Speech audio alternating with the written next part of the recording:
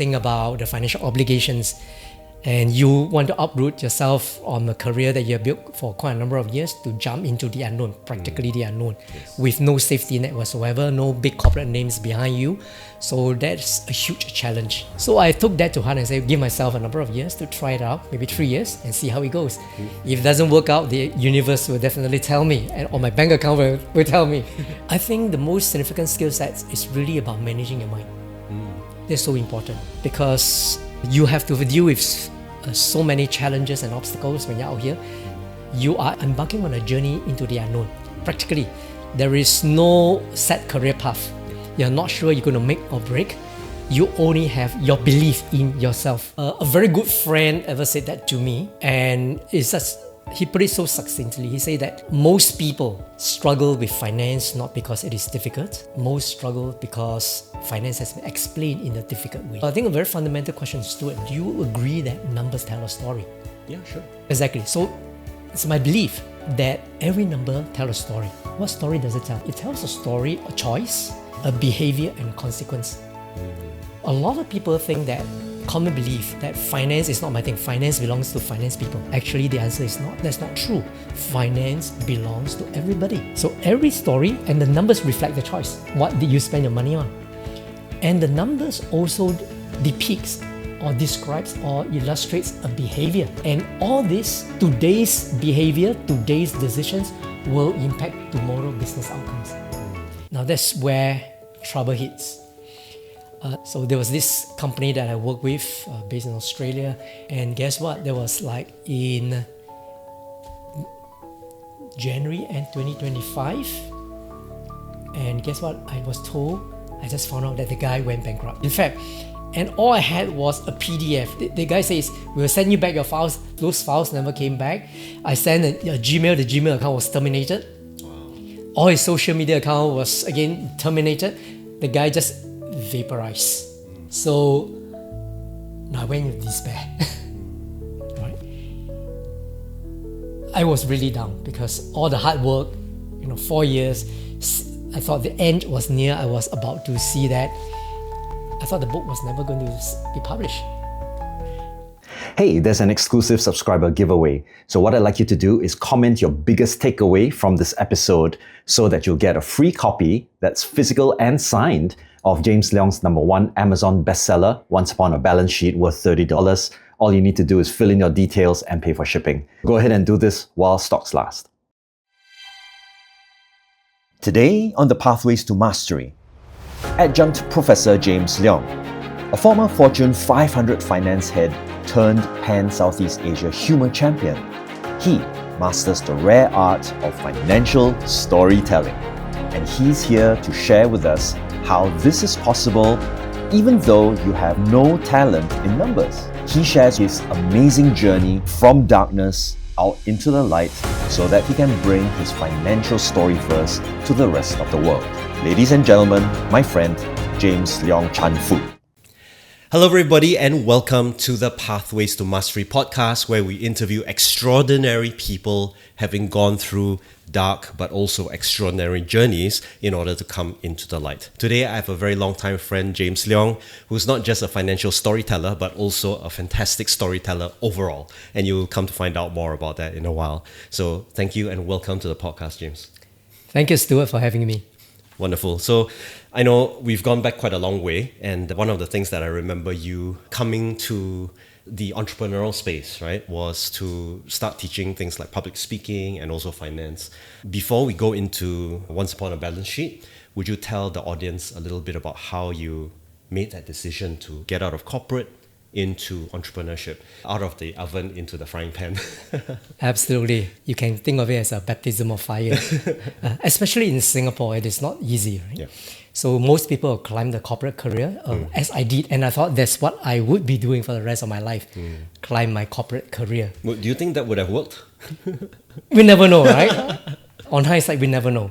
Yeah. But I think it is not about what could have been, but what is the journey, right? And what has been the journey and where you want to take it forward. But living courageously is something that I never expect myself to be able to do. But I think I did. I walked this path for many years, as you have already known. So I started off my career and my journey as most people. We graduated from university and we thought, okay, join a multinational corporation, that is the pathway. And that's what I did. So I worked with a Big Four audit firm. I was qualified as a chartered accountant, doubly qualified both in Singapore and Australia. And I thought I'm all set for a full-time career in chartered accountancy. So I did that for a number of years, a short while. I thought I was pretty happy with it. And I moved on. I went on to join a US multinational corporation, MNC, leading the finance team. But interestingly, along the way, a few years into my career, I realized that when I started coaching my team, when I started to teach them on how they could improve whatever they were doing in their career, in terms of how they are carrying themselves, in terms of their finance, accounting knowledge, I realized I enjoyed myself so much. And I started experimenting and I said, now what if I bring this one step further?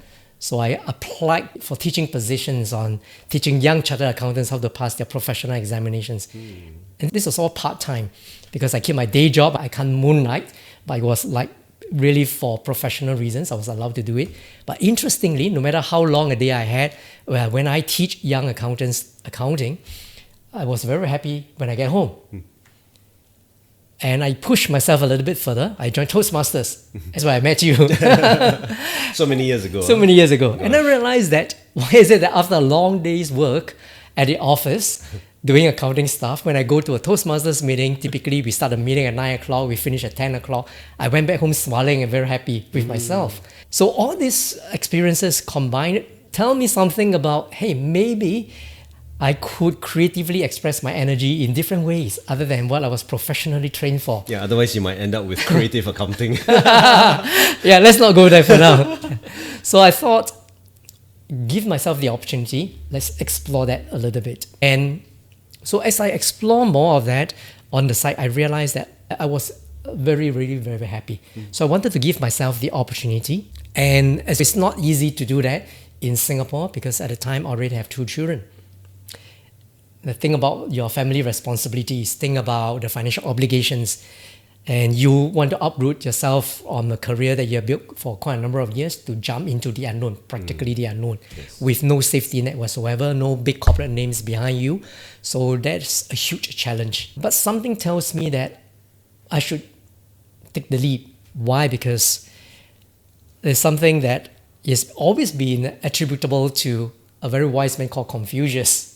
Not so sure if it's true, but it's been like Confucius says, Take the leap. if you do something that you love, you never have to work another day of your life because practically work is like joyful experience for you. So I took that to heart and said, give myself a number of years to try it out, maybe 3 years, and see how it goes. If it doesn't work out, the universe will definitely tell me, or my bank account will tell me, or my wife will tell me. Thankfully, I took the leap. It was very tough to begin with because I was an unknown in a different space. I got to build up all over again. But thankfully, I managed to walk the path and never had to look back. What were some of the challenges when you first stepped out of professional career out into the open? I would presume that there were some key things that would have been a big leap of faith, such as being able to pitch your program, being able to sit down and handle stakeholders. Were these new things to you at that point of time?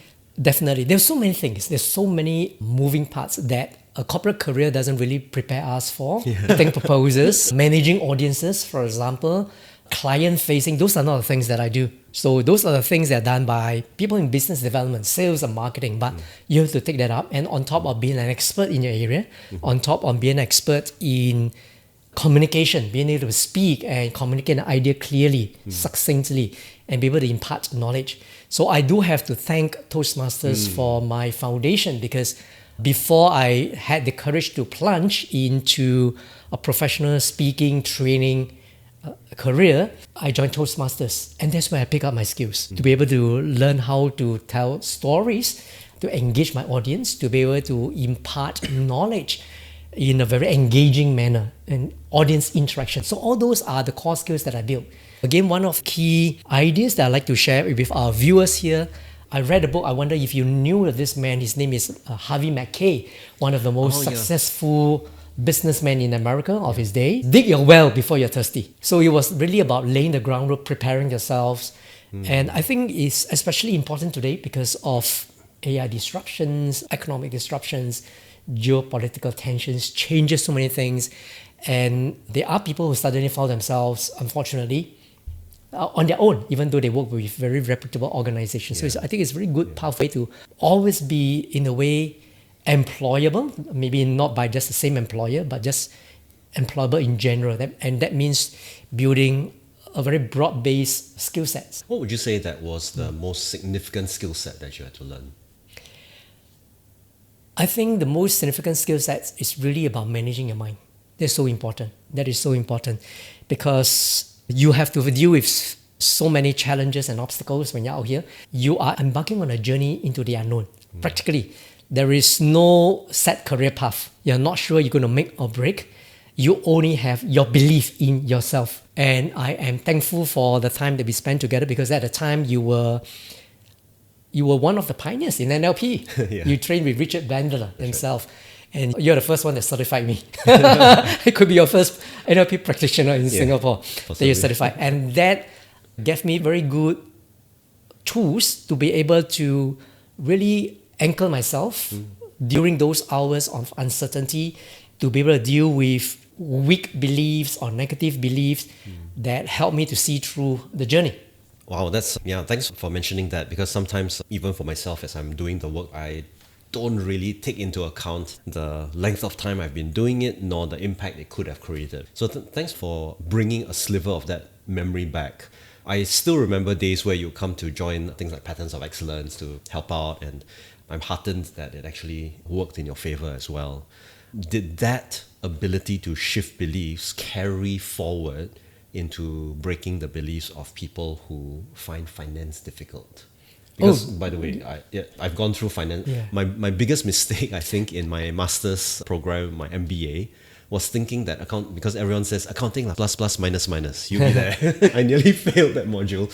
And it was inside my mind, it was like, oh my gosh, this was supposed to be common sense, but suddenly I feel like I don't even have common sense. So tell me a little bit about that. I think what you shared mirrors the journey of a lot of people learning finance or accounting the first time in their life. A very good friend ever said that to me, and he put it so succinctly. He said that most people struggle with finance not because it is difficult. Most struggle because finance has been explained in a difficult way. And I find it to be so true in my experience, in my decades of training this topic, right?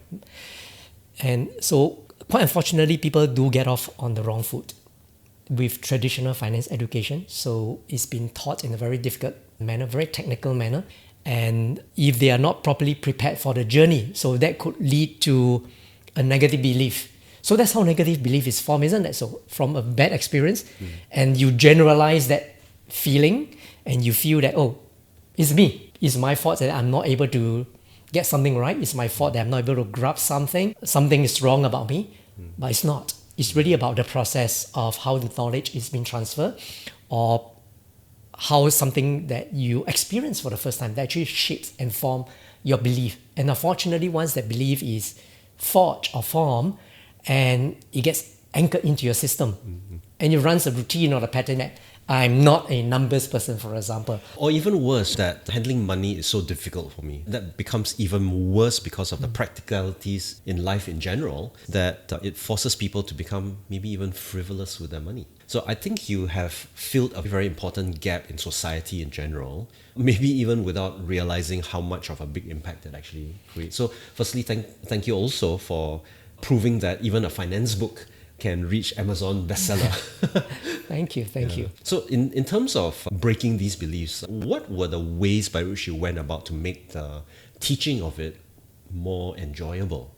And I can see you had students during the book launch that were like raving fans, and they most certainly edify you in the manner of your teaching. So tell us a little bit about that as well. Yeah. So I think one of the key things here is, as you rightly pointed out, people do come in with certain beliefs about themselves, their capabilities. So that's my experience with a lot of participants. A lot of people I speak with, not a numbers person, number is not my thing. I can't count, for example.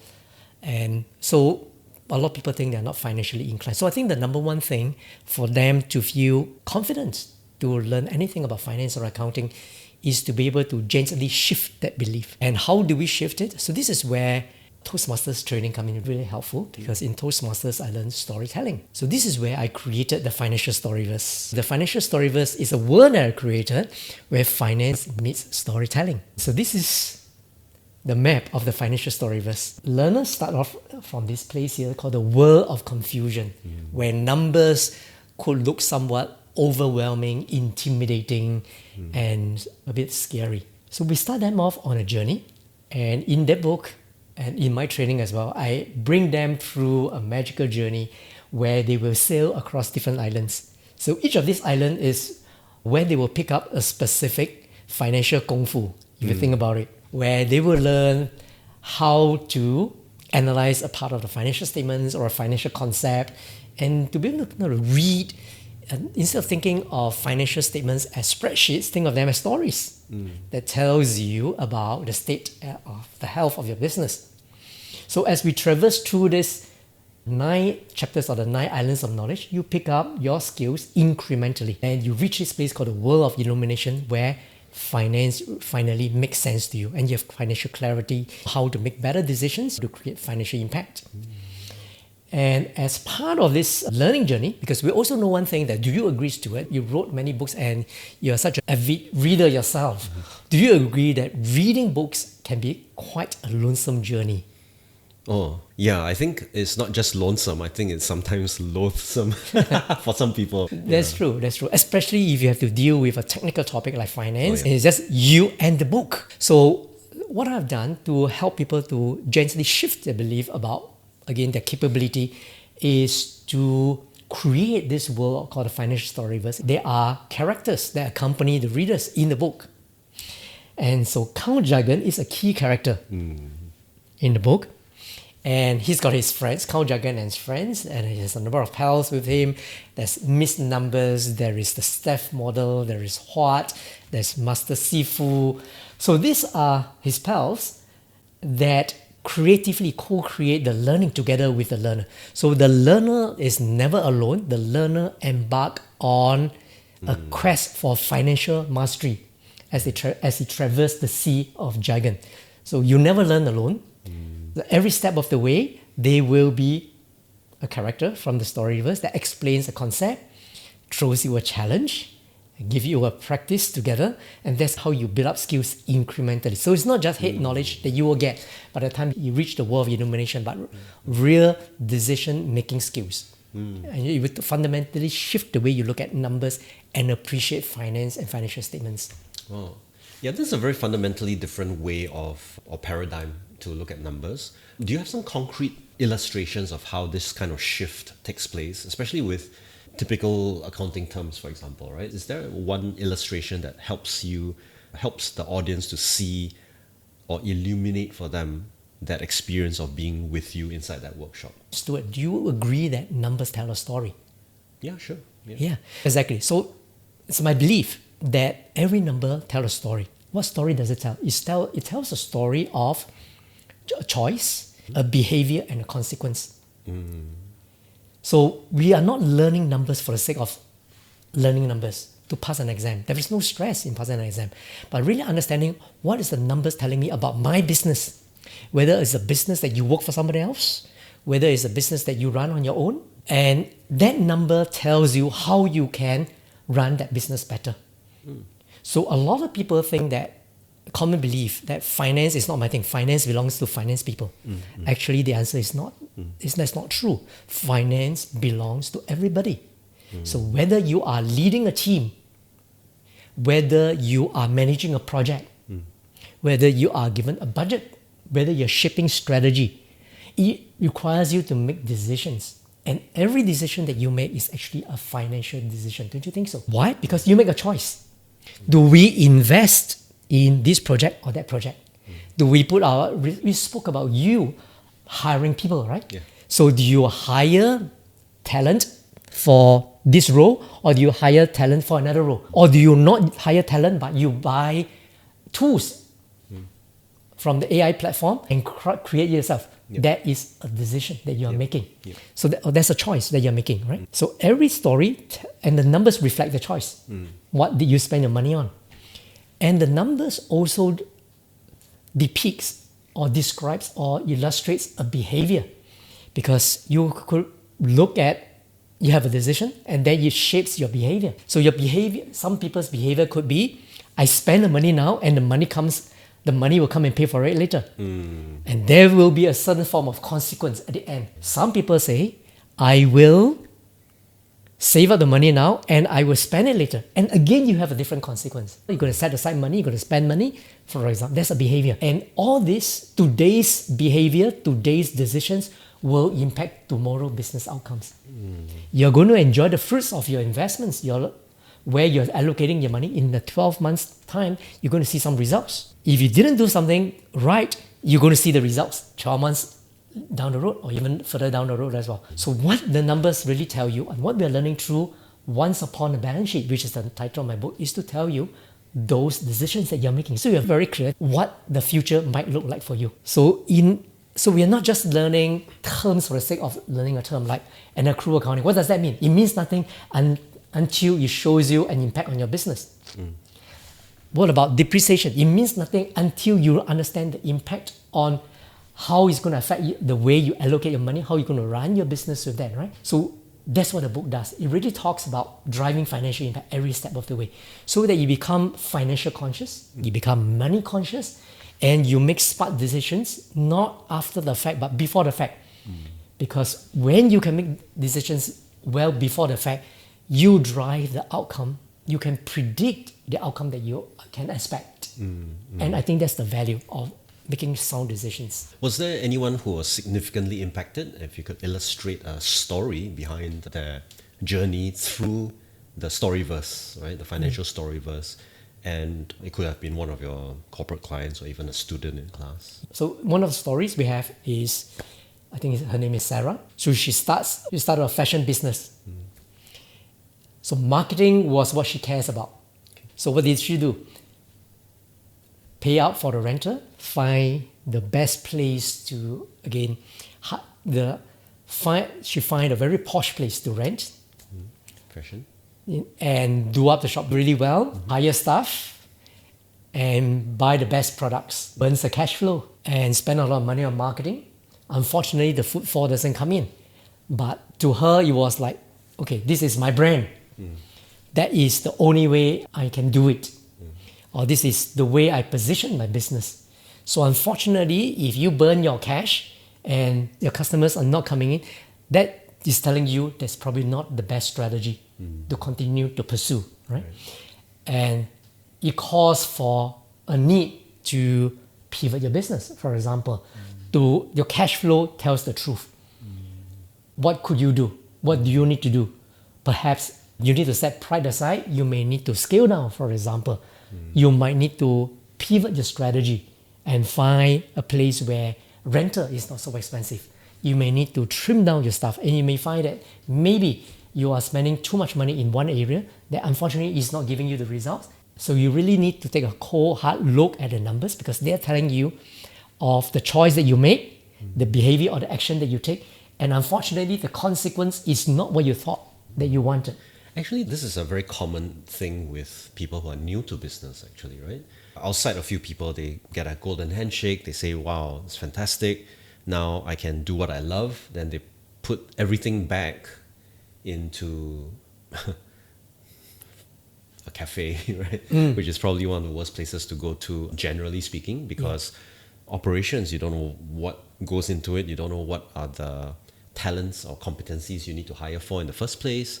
And where do I advertise? Should I actually advertise on Facebook or Instagram? And at the end of the day, so many of these decisions are unknowns that most people will say that, okay, so I've paid a very high 5-figure tuition fee just to learn what not to do. And that gets very frustrating for a lot of newbies. And I've noticed this in and out, even in the training industry, where they thought, oh, I should hire people to take over, but they didn't understand who exactly they were supposed to hire. They just hired the next person who said, yeah, I can help you, only to realize that they can't help. I've been there myself. So it becomes very costly as a consequence. In order for you to have accumulated all of this know-how, it wasn't just studies, right? What gravitated you towards finance in the first place? It goes back to really the time when my growing up years. So I grew up in a 3-room HDB flat so there's 7 children. My mom and dad with 7 kids. Wow. So 9 of us, we live in a 3-room HDB flat. So we came from a really modest family for public housing. And one of the key things here was that, so I was the youngest in the family. So there was, of course, there's a priority who gets the bed, right? You can fit in 7 beds. Then there's no money to buy 7 beds for the children. So I grew up on a mattress. And now, interestingly, is that in Singapore, we get enlisted when we're 18, we go to the army. A lot of people feel grouchy because I've got to go to serve national service, yes. So I was quite happy. Why? Because I finally have my own bed in the army. I never have to sleep on a mattress. The army gives you a bed, a double-decker bed. So my first bed was in the army. Wow, that's amazing. Yeah. So we grew up in a very poor family. So my dad works really hard. He works in the shipyard, single income. My mom has to look after 7 kids. So she became very strict. I did well enough to study, to be able to apply to university. I came from an all-science background, so physics, chem, and I did what most of my friends do, which is to apply to university to study engineering. And I got a place. Then I went into the army to serve national service for 2.5 years. But while I was in there, I had time to think about, was that really what I wanted to do? And so that led me to ask another question. So I approached my elder brother. I only have one elder brother. I have an elder brother who was working already. And he said to me, oh, if you don't like engineering, then study accounting. So it was a very easy thing for him to say. So I said, oh, but why accounting? I had no idea what accounting was all about. And he said, that's because every company needs an accountant. Is that true? So either you have one or you have to go and outsource to manage your finance and accounting. So I thought that was pretty good advice. And one thing I realized that if I study accounting, I could graduate and get an honors degree in 3 years. If I study engineering, I go to study for 4 years. Yeah. So I could spend another year of my parents' money on tuition fees as compared to I start work 1 year earlier and started. It's a financial decision. Yeah, it is true. It is true. I started working earlier. So it's a choice that I made, a decision, it's my behavior, and it led to a different consequence. So because we were poor, every cent mattered. So I didn't have a lot of pocket money. Whenever I had pocket money, every 10 cent, every cent, I think in terms of a choice, a behavior, or a consequence.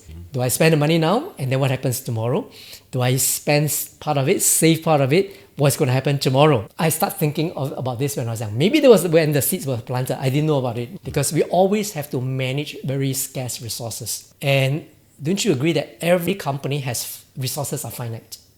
Everyone has a budget to manage. Of course. Everyone has got limited capital to manage. Yeah.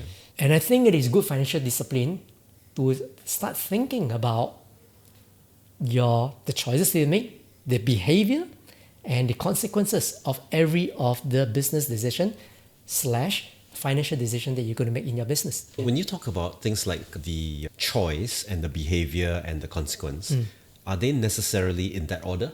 I'm going to make a choice. Yeah. So I'm likely to have to do X. Yes. And then X is likely to lead me down the pathway to Y. Is that the kind of logic Typically behind it? I think it works very well as a process. And it works very well not just as a financial process, but a life process as well.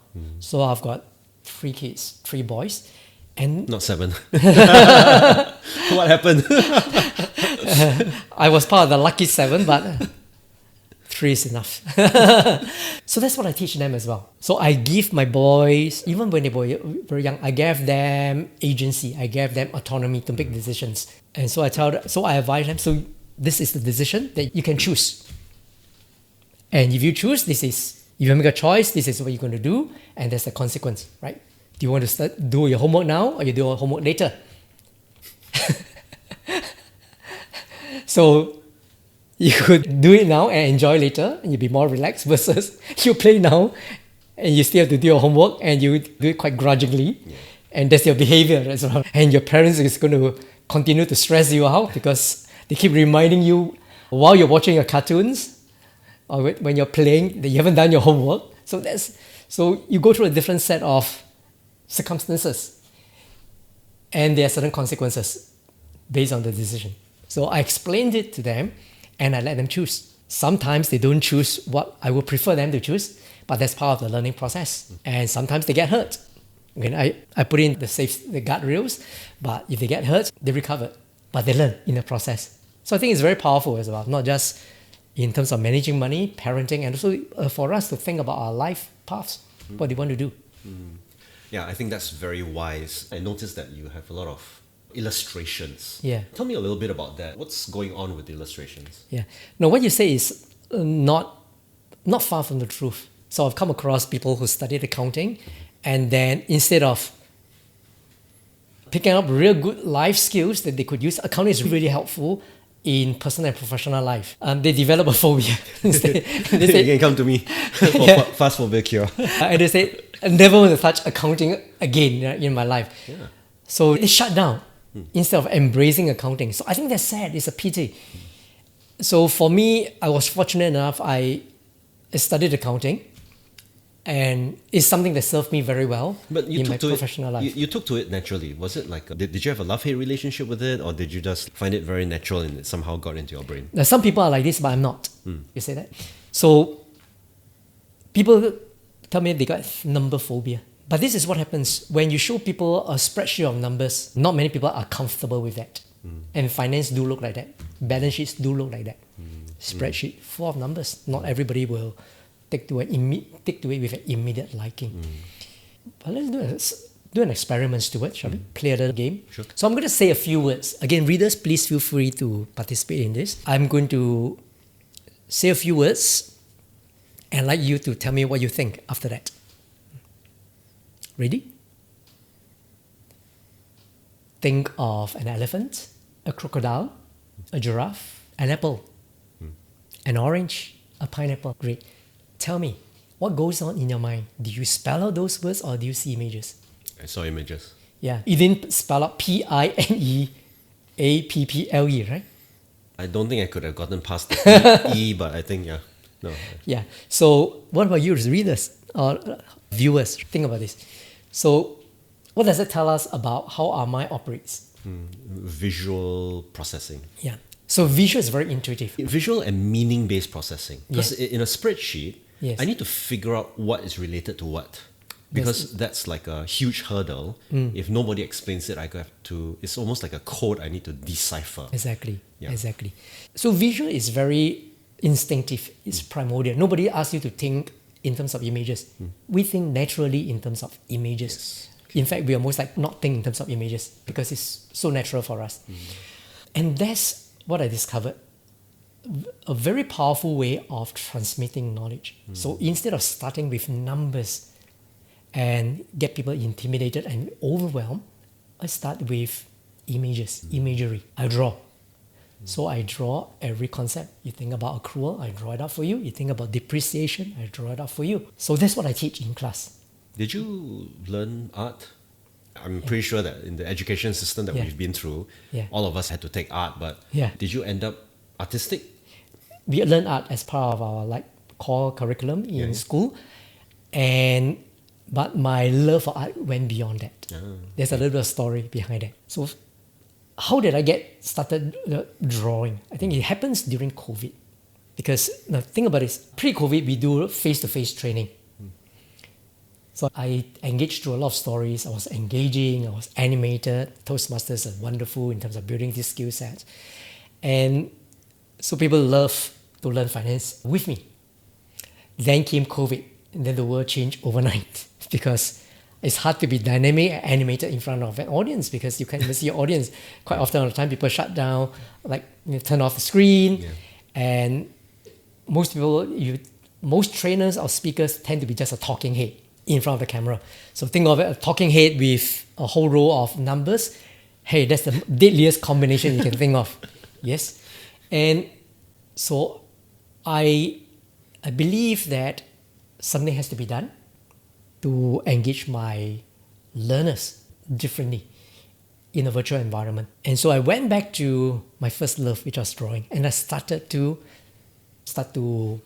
doodle.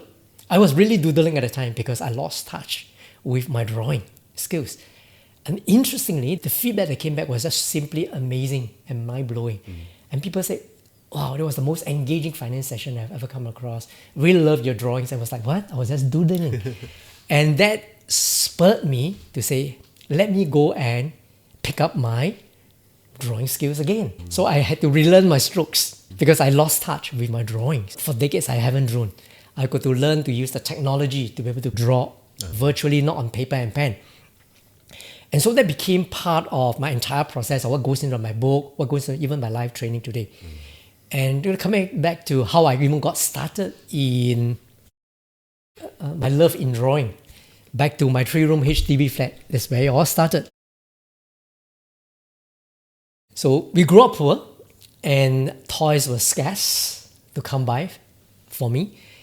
And I remember I had very few toys. And there was one toy that I had absolutely loved. It was my favorite toy. A wooden sword. A Chinese Kung Fu fighting sword. Right. One day, my mom got really angry with me. Can't remember what I did. But what I remember vividly to today was that she took my favorite sword and she smacked it across my thigh so hard and so loud, the sword broke into half. Oh, I cried that whole day. That was my favorite toy, and that was the only toy I ever had, and my last toy then. So I never have a toy thereafter. So I was still a kid, so imagine that. And so my mother was very strict for very good reasons. She had 7 children to look after. So I couldn't watch TV. I couldn't go out, hang out with friends for fear of mixing in the wrong company. So what could I do? So I started to focus inwards. I started to draw. So I found whatever scraps of paper that I could find lying around the house and a ballpoint pen, and I started to doodle. I did that for years and years. All the way to even when I was in the army, to before I went to university. You want to see some of my drawings? Yeah, of course. Yeah. I even drew comic strips. Could have been a completely different career path. Yeah, so I think I've sent you a slide that shows my army life when I went into basic military training in Pulau Tekong. So that was like a snapshot of it. So this is the other comic strip that I drew. So this was me. It was the story of me taking my driving lessons, driving license. Yeah, so there was like went to the school, go and pay out for classes, for example. So this was how driving instructors used to be like. Right now, it's very organized in the school. But in those days, these guys were freelancers. They're sitting down with the car parks on their own outdoor sofa, chatting, smoking away. They should be in a museum. And you approach these guys and ask them how much an hour, right? And they'll quote you a fee and you hire them. Right? And you don't get very good service because they yell at you, they scold you. They are like sergeant majors. Yeah. Practically, if you make a mistake, they get angry with you. Yeah, that's right. Oh. Yeah. But there's a series of choices that they're making, right? Yeah, exactly. And then this is where you make all the mistakes by knocking down the poles when you drive. And this was, and of course, one of the hardest thing was, so in those days we had manual cars, no automatic cars. So this is one of the tests you have to do. Yeah, the slope. You have the slope. You have to handle the slope with the handbrake and the clutch and the brake. And this is where most people fail. Right. Oh, these are super old then. Yes. And you've kept them in relatively good condition. Absolutely. Do you keep all of your drawings? I do. And then this is the moment before the test. This was me. In those days, there was no handphone, so I was in the telephone booth. So you pretend you're making a phone call, but you're actually praying. Alright. And it was me. I passed. Oh, let me tell you something I'm really proud of, Stuart. Right. So there was still me on my army pay. In those days, army pay was only $99. And I was so poor, so I saved up to pay for my driving lessons and, of course, my license. Yeah. In order for me to conserve whatever financial resources that I have. Remember, choices, behavior, consequences. So I make a choice that I make a choice and I make a goal. I want to pass it the first time. Yes. And guess what I did? Yeah. I passed it the first time. Oh. I did with the minimum number of lessons, only 17 lessons. Wow. And how did I do that? I'm not the most dexterous. I didn't have the best hand-eye coordination, but I did what we did early on. I visualized. After every lesson, I visualized myself driving. You heard of the experiment where they did a test, right, on two groups of students, basketball players. Yes. One, they actually shoot the baskets. One, they actually did visualization. Yes. And they found that the group that did the visualization actually did better than the guys that actually did the physical practice. Yes. And it works. It was true. So I visualized every lesson till I was able to drive in my mind. Yes. And I passed it the first time. I made a choice. I shifted my behavior through visualization. And it was the positive consequence that I desire. So that works really well. Visualization works really well. Yeah, Very powerful. Those are really classic skill sets. And I'm not surprised because already you are trying to generate external visual images already. So it's probably quite natural for you to even see them inside your mind. Yeah. So that's visual model rehearsal. Yeah. And a lot of people know how to do this now only because of that study that you're talking about, which was made very popular by Dr. Dennis Waitley, who was a US sports psychologist at one point in time. Which is why the book, there are illustrations in every chapter that conceptualize the learning for the reader. So visual learning is very powerful. What that means to me is that the modality has shifted to become brain-friendly, and therefore the person can now make up the meaning because of the story. And because of that, it becomes easier to grasp that concept, right? Yes, and I make a conscious choice that I am going to teach visually, which is uncommon in finance. It's actually an uncommon period, right? Yeah. So even as typical trainers, most trainers would not do it visually. Practically, I live animate in class as I teach. There was something, I think you talked about writing your book. If I'm not mistaken, we met up quite some time back. You're already thinking about writing a book. And you sent me an image of the original cover of Book it, cover of the book, which looks completely different from this. Exactly. Thankfully, you had it changed. Maybe that's the reason why it's a bestseller. And you took, 4 years to get it done? 5. Wow. Gosh. Tell us more. What happened? So I think speaking is more natural for me than writing. Okay. Because speaking is fast. Spending is more natural for me than earning. It's saving. Yeah. So I think is because I realized I could communicate Sure. and see instant impact. So I love to speak. I love to train, right? So writing requires a different modality. Yeah.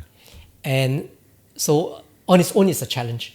So one of the first things that I did was, again, back to visualization. So I decided to create an image of the book cover, which was the one I showed you. Right. It was a very basic image. Yeah.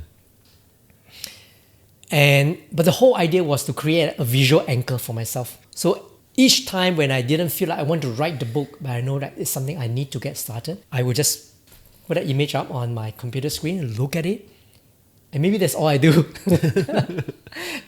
And when I look at familiarizing with the cover. Exactly. Yeah. So that's all I do. Turn it on, okay, move on to something else. But eventually I got myself around to writing it. So that's very important. Okay. The visual anchor. And so I enrolled, took me a year to write. I did a lot of research on how finance books look like, and I wrote a typical finance book that you could find on the shelves of practically any library, any bookshop. And I thought, hey, I wrote a professional finance book. Now, then, back to the COVID story. Because when did I write my book? For a long time, I knew, okay, so first, what's the reason for me to write the book? I've been training for many years. And 30? 20 over. More than 20 years. And I still have people coming to my class and say that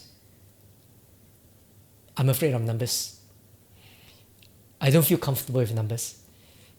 I've learned it before and never like it. After training, for 20 years, I realized that there's still people out there who had this experience of finance and accounting. And I thought something must be done about it. And I believe I could do something about it. So I decided that I want to write my book so that I could reach more people and help more people promote financial literacy. So that's really my mission. And so I wrote, and COVID came, it provides an opportunity because we had downtime, right? For the first time for many, many years, I had downtime. Otherwise, I'd be too busy, training, doing client work. So I said, okay, let's set aside a year to write the book. And a year was what I took to write a professional book. But concurrently, as I was writing the book, we pivoted into virtual training. Yep. I started drawing and getting this good feedback and shifted the entire way I train.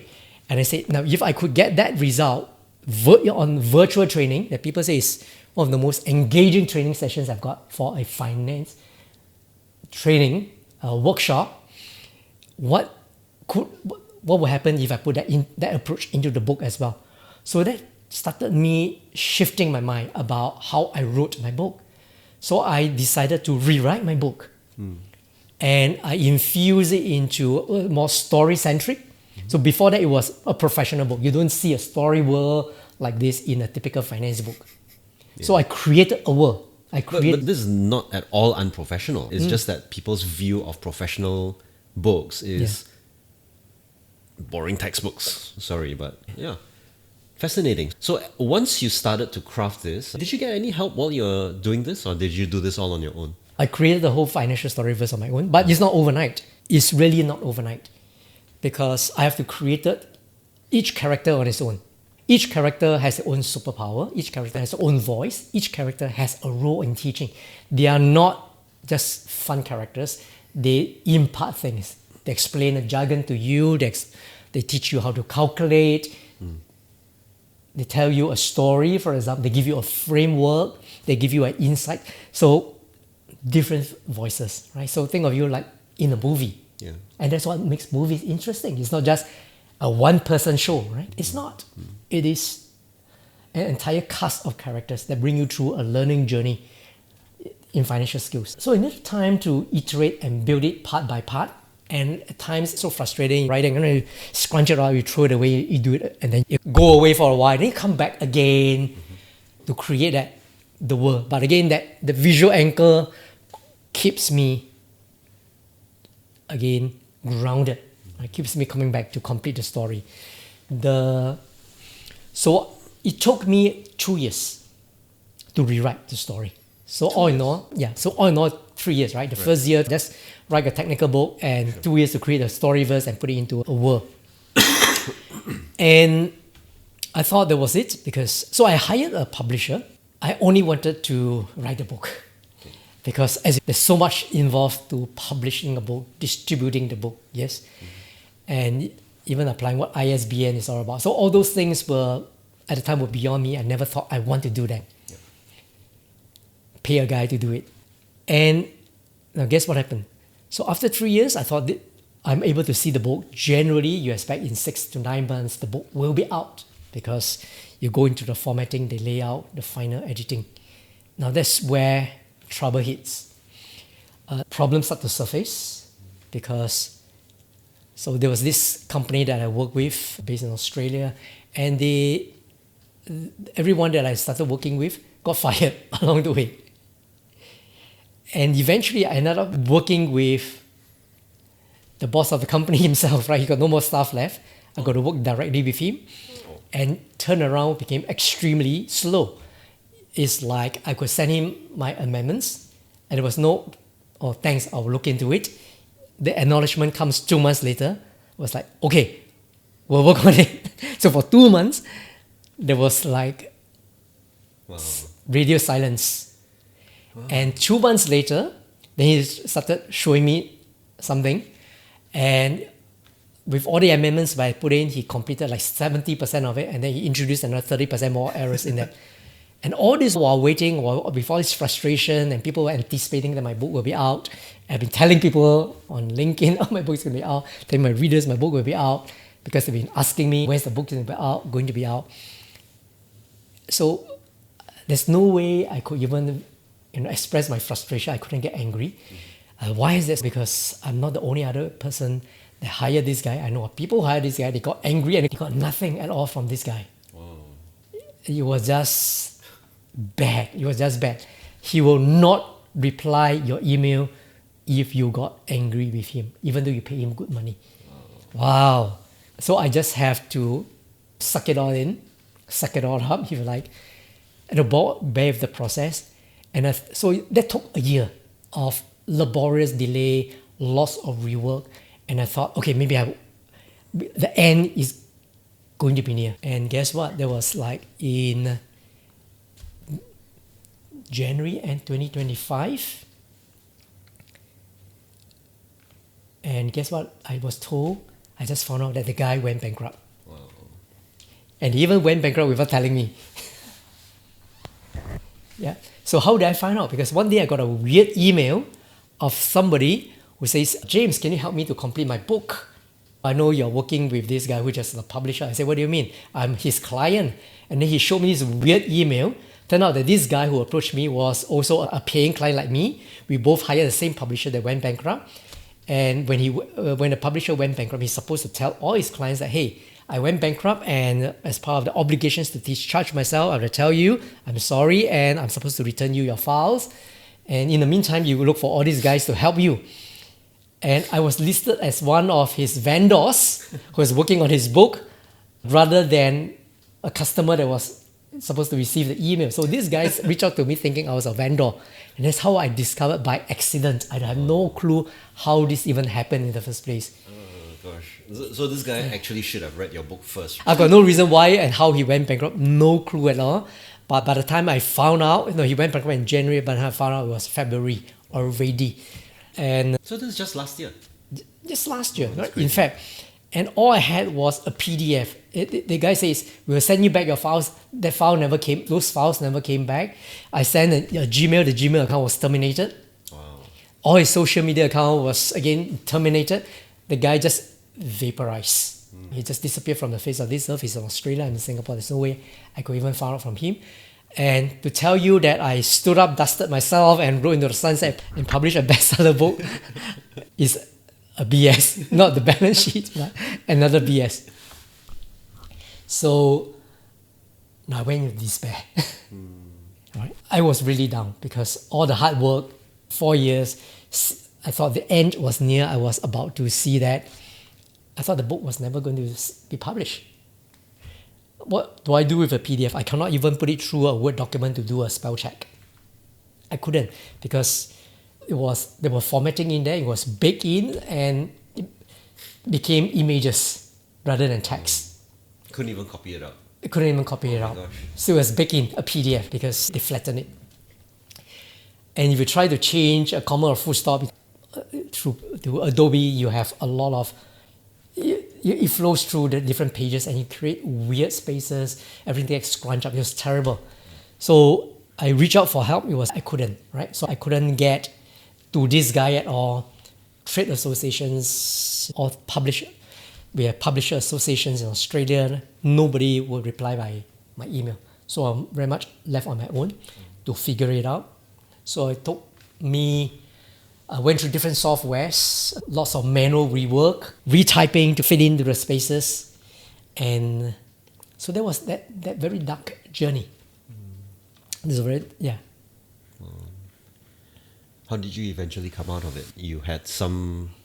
So you had to rework everything from scratch, basically. I had to rework a lot. The idea was, I think the manuscript was done, right? But I have to work with whatever format that I had. Things that were not like appropriate format, I may have to retype to just let it fits in the layout because it's baked into the pages. I couldn't add or delete any pages anymore. And how did I got out of it? My wife came into the picture. So I wrote her into this. So she became my editor. She became my editor. She checked through everything for me. And so people ask me, James, which is the most important part of the book to you? And I say the most important part, the most important page of my book, if you read it, is the dedication page. So I dedicated the page to my wife. And I say that without her, holding to me to such a high standards, the book will never be published. And it is true because my wife thankfully is an accountant by profession as well, but she's not just an accountant. She works for the Monetary Authority of Singapore. And before she retires, and she reports to every finance minister who eventually became the prime minister. And the President Tama knows her by her first name as well. Let me show you something interesting. You'd like to look at it? Sure. Yeah. So our kids went to a childcare center in MAS, the Monetary Authority of Singapore. So this is my eldest son when he was a kid. And this was none other than our... PM Lee. So PM Lee was the chairman of MAS. And again, before that, he was the finance minister before he became prime minister. So this was taken as a MAS family day. Yeah. And this is none other than Prime Minister Goh Chok Tong. He was a former chairman of MAS. And this was my second son. Again, this was taken at the childcare center. Wow, celebrity status, eh? Celebrity kids. So I wasn't there. So my wife outranked me in all respects in accounting. Only the humble educator and the humble author. And when she said it's not clear, and I said I would argue and say, no, my participants find it very clear. And she said, not clear. Such a gentle, not clear. It's enough for me to have to retype and rewrite it to her satisfaction because she holds me to such a high standard. So grudgingly I have to, but never lost sight of the mission, which is to provide clarity, financial clarity to my readers. And eventually we got the book out. We've got it. Again, we would have gone through each of us 20 times. We've got 2 different proofreaders to read through that multiple times for us as well, before we finally feel confident that the book is ready for the world. But there was also another part to this. You didn't just find a person to publish it. You didn't go down the route of finding another publisher, because probably once bitten, twice shy. What did you do as a result of getting this out? Yeah, I became the publisher. Although I didn't sign up because at the time I think it's pretty too late in the process to go hire a publisher. And so I practically got to learn what a publisher does. I have to learn what ISBN is all about. I have to apply to the National Library Board to apply for my ISBNs. There's the ebook version, there's the print version. Yep. I fulfilled the requirements, became the publisher. I got to do all these things. Yep. I have to look for a printer as well. Yep. I had to look for a printer. And I remember driving 50 kilometers from one end of the island. I stayed in the east and I drove all the way to Tuas. 50 kilometers, I swear I could almost see and smell Johor Bahru from there. Yeah. It was a factory in Singapore that prints books. And the owner was so nice to me. I think maybe he was investing in me. He thought I'm going to be a bestseller. I'm going to print many copies of the book. He gave me a factory tour. Oh. So he walked me through the entire book printing process, explained to me different types of books, between a gloss and matte, between art paper, acid, wood-free, for example, ivory. And guess what?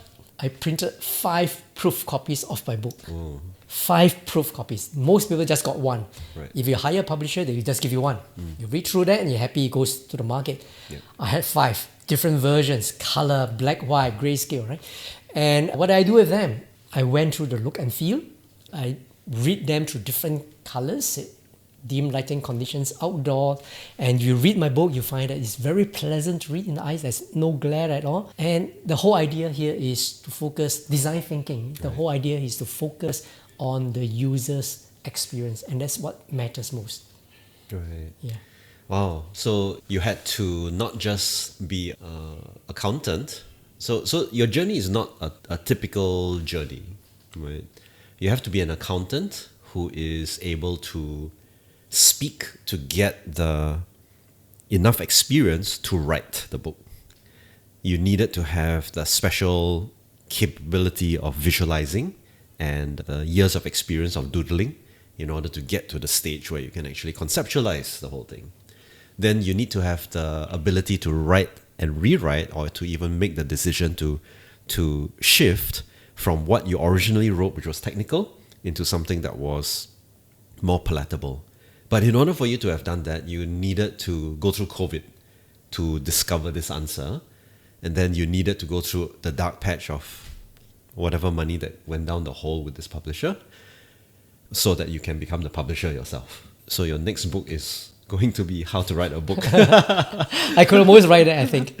So you're right. So there were so many different layers, right? And the 5 years was a non-stop learning process for me. Non-stop learning process. Was there any point of time where you just wanted to, just forget it? Very much. But the good thing here was that turning back was not an option. Why? Because I was already committed. If I didn't commit myself earlier on, that could have happened. What do you mean by committed? Because by the time the manuscript was ready in year 3, I already had testimonials in the book. So I had the chairman of the Changi Airport Group who written a testimonial for me, past chairperson of Singapore Institute of Directors. Any of the prime ministers? Not yet, but the CEO of the Singapore Institute of Chartered Accountants, for example. So I've got C-suite leaders, I've got the chairperson of the Charity Council who's written testimonials for me, the president of Financial Planning Association. So these are who's who in the corporate world. So now I know the secret of success. It's not just to commit to the public. It's to commit to people who are the chairman of these big boards or CEOs, which is a completely different story altogether, isn't it? Exactly. Yes, absolutely right. So if you want to do something, get an accountability partner. Yeah. It works really well because you may think it's a luxury, but it's not. It becomes a necessity because there's no turning back. Yeah. The only way is forward. And at the same time, I already had a subscriber list, people who read my blog, and I already told them the book's going to be out, it's coming soon, and then this thing happened. Right. And I say, sorry guys, delayed, but it will happen. So I had that commitment. So the only way is forward, is how long you will take. So it's a whole learning journey, and I didn't just become an author or a publisher, I grew as a person. Because of the entire journey that I went through with so many potholes along the way that I need to get myself out. And what my book journey taught me was a couple of things. One of which is, I think the most important thing is to be able to start off with thinking about who you want to be. I think that's the most important thing. Who are you going to be? So it is an identity shift that you need to have. So what was the identity that I have? The identity was not just an author. If it's just an author, I would have just given up because, hey, I can't find a publisher, the author fails. The author identity fails. The identity that I had was that someone who's able to, on a mission, to be able to make a difference in financial literacy. So the fact that the publisher failed is no excuse for that identity not to come to light. So find a different pathway because the identity is the identity. The identity is not the path. The identity of who is who you become. So I think who you become, who you want to become, who you want to be is so important because it shapes you, it gives you a destination, it gives you the courage to deal with all the challenges along the way. You put everything all the setbacks into perspective because the identity doesn't shift. Right. It's locked in. And the second thing here is there were so many dead ends that I bumped my head against. So I told you, right?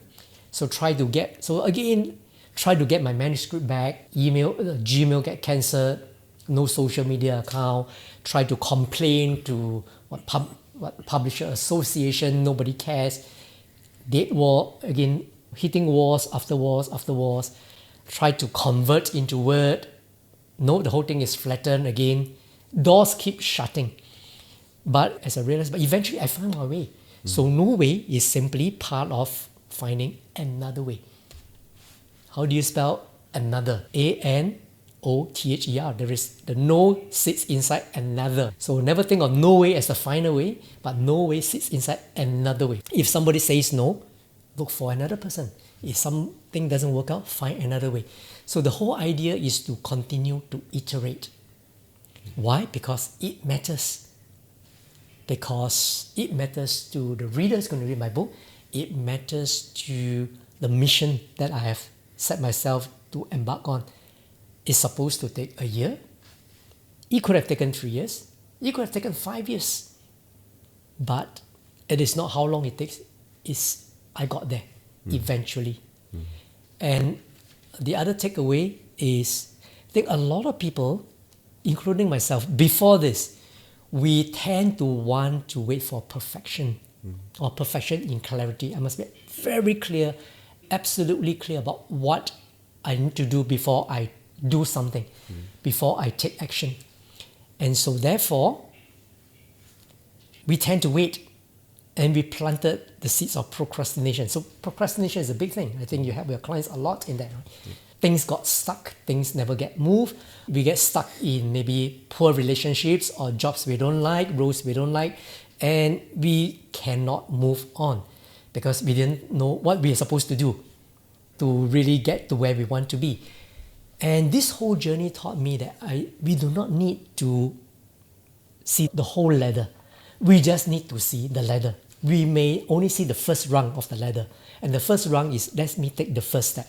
And as we deal with a challenge, as we overcome a challenge, the second rung will surely emerge. That has been my experience, from no way to another way. So we find the second rung, and the third rung, and the fourth rung, and eventually we get to where we want to be. That has been my experience in this 5-year journey with no expectations that the book will eventually be where it is on a bookshelf, let alone be an Amazon bestseller or the Amazon #1 hot release. I didn't see that, right? All I saw was I need to take that next step and the next step to get the book out there into the hands of the reader to do what it is supposed to do, to help spread financial literacy, to help promote clarity, because it will help somebody. I remember in your talk you said something which was very powerful, and I've adopted it without quoting you, but You're welcome. And that is the idea that we don't need clarity to take action. We take action to get clarity. And I think that story sums everything up, and I would say it's a new level of inspiration, because it's not like a raw motivation, right? It's a lived experience of something very mundane. In fact, it couldn't get more mundane. Trying to figure out what paper to use, hunting down people, emailing people, even trying to extract. These are the day-to-day problems that people live. But when you put everything together, it turns out to become a very dark hole. So given this experience, what would you encourage people who are in a dark spot to do? I think it's back to those key things that we talk about: choices, behavior, consequences. So make a decision what you want to be. Sometimes making a decision not what you want to be is also a decision on its own. Yeah. So I do not see myself as just being a finance professional for the rest of my life, working in a finance department. I didn't know what I want to be as clearly. At the time, I know that's not what I want to be. What I want to be seems to be, I like to help people. I find joy in helping people learn. And when I decided what I not want to be, what I want to be becomes clear. And it became that I want to be an educator. And and at this point in time, it was, again, no straight path, because how does university prepare you for a career path outside corporate? We are prepared for a functional role, right? Be a lawyer, be an accountant, be a human resource professional, for example. How many say, be a trainer, be a teacher, be an educator? That's not a typical education that we get formally. So I decided what I not want to be. And I also realized what gave me happiness. So I gave myself permission. I think the most important thing that I did was I gave myself permission to try. give myself the time and the space to test it out and see if this works for me. But being a pragmatic person, again, being a finance trained person, we don't just jump in, just like starting the business. So I prepared myself financially.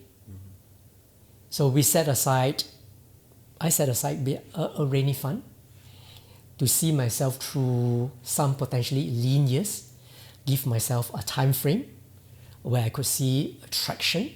And again, if I don't see traction at a time, then the universe tells me it's time to do something else. So I have that mental preparation of what is going to be. And I mentally prepare myself for that journey. So I prepared myself accordingly, financially first, setting aside that buffer. And being able to, again, mental preparation, again, I made choices that I will live a simple lifestyle. So when I was in corporate, I used to drive 2 cars. It was down. Again, those are the choices that I had. Again, I eliminated that. And I didn't think you have a choice because COE prices went up. at the time, it wasn't that crazy yet. But I have a corporate car and I have my personal car too. So that was corporate days.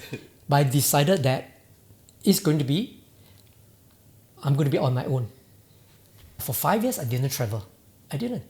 So we went for simple holidays in Singapore. So the kids never get to travel for the first 5 years that I was doing this. We didn't go for buffet dinners. It was just simple meals. Again, I would thank my wife for, the kids didn't know what it was all about, right? They're still young. They're happy with McDonald's. They're happy with Happy Meals. Right. Happy Meals keep them happy. But my wife, again, I would thank her for that. She's game enough for that. And so that was how that 5 years was like. Very simple life, completely downgraded my lifestyle, live life very simple, and buy branded stuff. But there was a choice. And again, my choice shaped my behavior. I live simply, right? And again, there are certain consequences because it buys me time to build up my practice. It buys me time to build up my skills.